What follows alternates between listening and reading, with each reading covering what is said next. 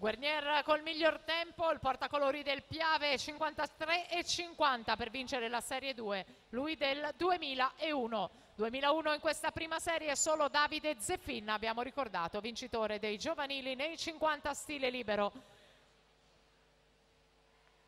Il primato della manifestazione di Mauro Toniato 51,55. Vediamo intanto la situazione a metà gara. Veller davanti 25,29, Comin 25,45, Francesco Peron 25,52 in terza posizione. Veller è stato argento ai giovanili 2015 a Riccione.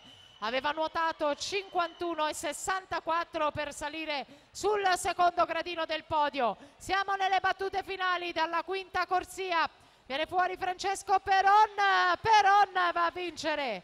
Portacolori dello Sporting Club Noale 51.